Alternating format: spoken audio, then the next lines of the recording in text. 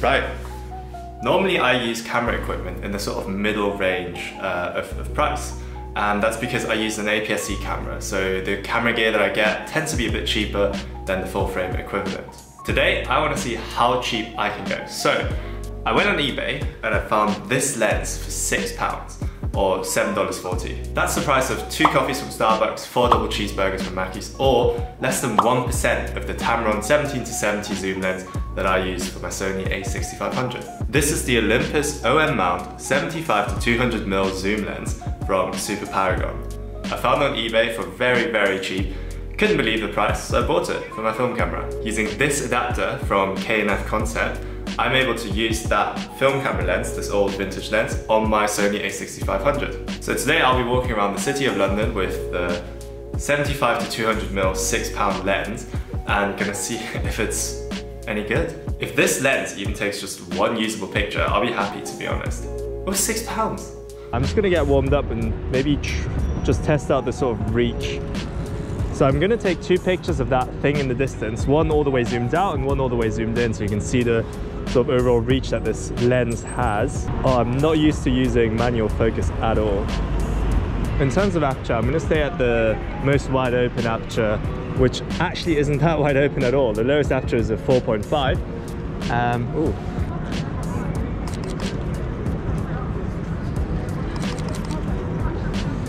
Try to get an action shot of these 2 police.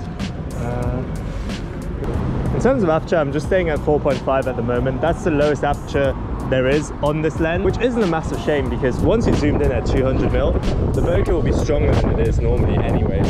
Just waiting here, trying to find some interesting subjects. I wanted to get a picture of like a cool cyclist, but they're moving mad quick.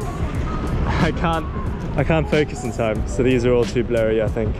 I think I'm gonna come here for a while and just try to wait for some interesting people to cross the street, given that I'm actually able to capture it all from a distance.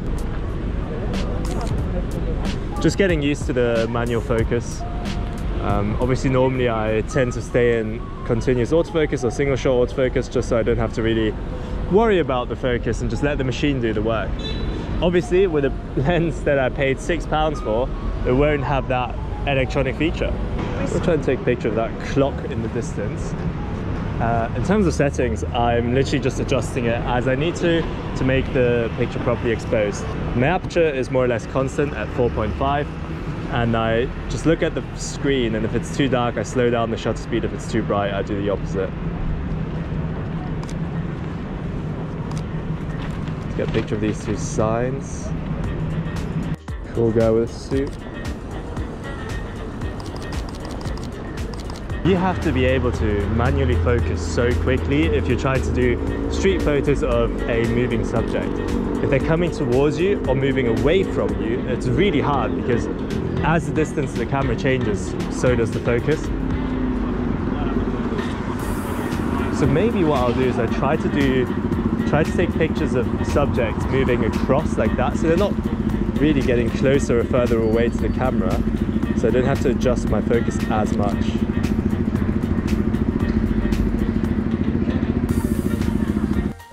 Really zoomed in shot of the shard, and then try to use this railing as a bit of foreground.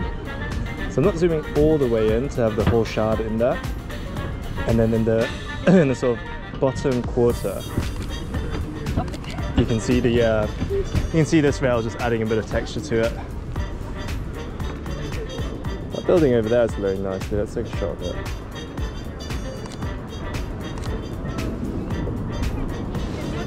I like the reflection of the sky there. Having focus peaking on for a manual lens such as the one I'm using today is really crucial because it just kind of shows you which area is in focus, otherwise I'd have no idea. Get that bus. I hope that doesn't shake too much.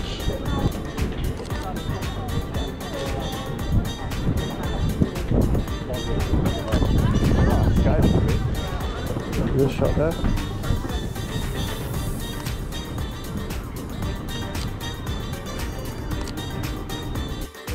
Right, we're at the bottom of Millennium Bridge now. I'm going to face this way so we have that really long leading line towards St. Paul's. I have to zoom out a bit because all the way at 200 St. Paul's isn't even in frame. Actually, I'm going to change it to f4.5 to make the leading line slightly more blurry in the foreground. I'm going to adjust my shutter speed to 1/1000 to compensate. Okay, I'm going to stand right here in the middle, zoom in quite far and focus on St. Paul's, like so. Boom. Actually, I'm going to zoom out a bit more just to get both of those wings in there, whatever you want to call them. There we go.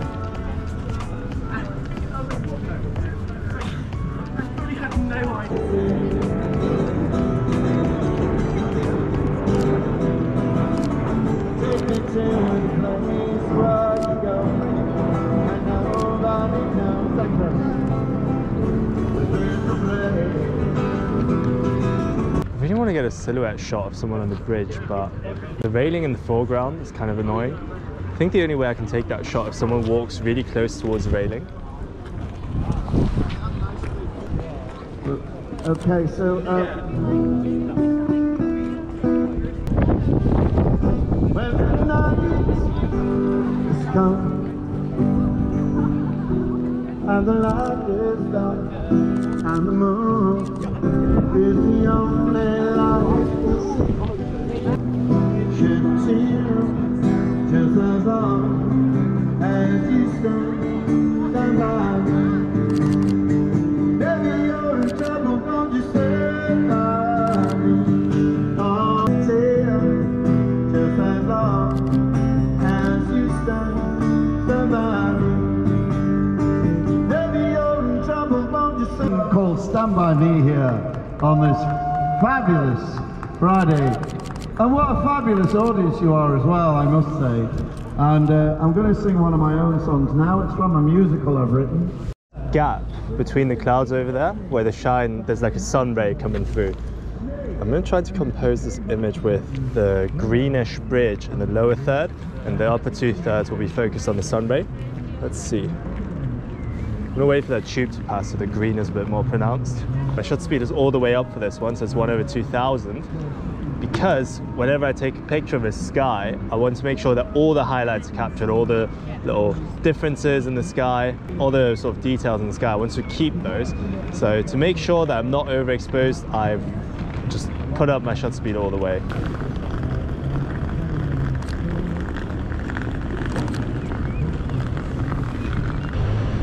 There's a woman in a green coat coming up, which looks kind of nice. I'm going to go over here, just get some foreground, try to get manual focus.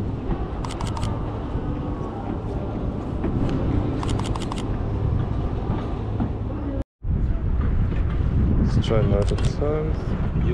Boom. Currently in Hyde Park. I want to take a picture of these swans. So let me see if I can get focus, because they're moving, it's quite tricky. I can get a picture, but the background's too boring. So let me get low down to the floor. Try and just get some green in there. It's really hard to focus while I'm putting the camera down, because I don't have a flip-up screen. I can't really tell if it's in focus or not. Focus peaking is helping a bit. I think I got one.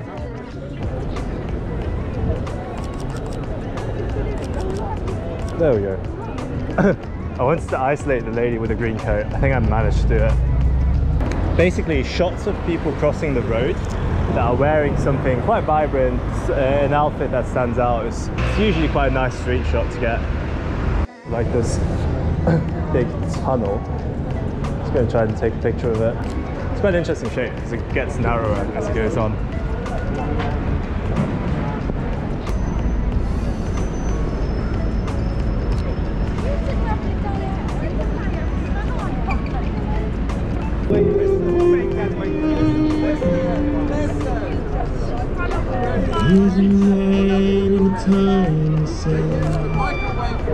Tight face is gone to hell. In Santiago Trail, there is quite a spot.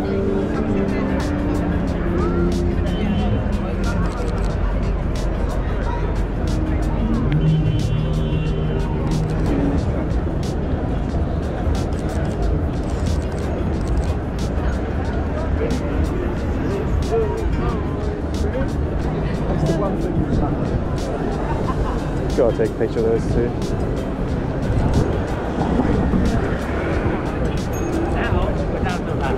I want to take a quick picture of the Chinatown gate. I'm very far because I want to take it all the way, or almost all the way zoomed in. Just get like a bit of extra compression. Step to the side.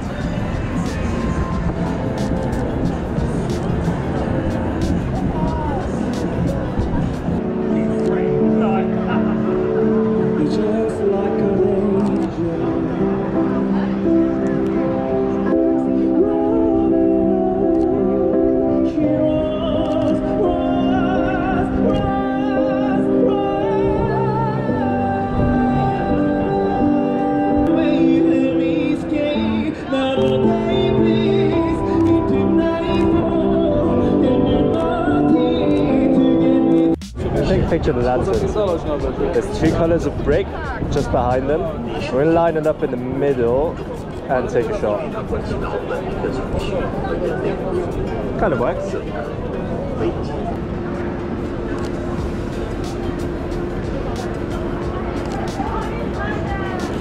Okay. It's quite tricky with the zoom lens because your subject is so far away from you. By default, there's going to be more people in between you and your shot. So the more I zoom in, the harder it is to take a shot of like a specific person. I can see some people sitting on those stairs, which could be a cool picture. Just need to get the framing right. But there's a lot of people in front.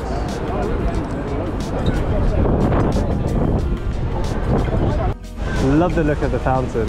I'm going to crank my shutter speed all the way to 1/3200 and try and snap a shot of it. I am very pleased with this purchase. Not only am I able to get shots that I normally wouldn't be able to get in terms of zoom range, but also the shots are alright, they're pretty good. Considering how cheap this lens was, they are actually usable photos. I love how you can take photos of subjects that are super far away. If you zoom in all the way to 200mm, that's a 300mm equivalent on the full frame.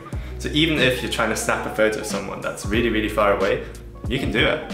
And that makes this lens really, really useful for both street photography and landscape photography. My only gripe with this lens is that it's a manual focus lens. Obviously this was made like decades ago. This was for old sort of film cameras. So back in the day, they obviously didn't have the technology to do autofocus, but after I got used to it, I thought it was okay. There's a couple of tips and tricks that you can use to make manual focusing easier, and one is turning on focus peaking. And another one is if you're taking pictures of moving subjects, try to position yourself so that even if the subject moves, it stays roughly the same distance from the camera. If the subject is approaching the camera and getting closer or further away, it's really hard to try and manual focus it in time. Now usually, telephoto lenses for Sony APSC or Sony full frame will easily have a 4-digit price tag.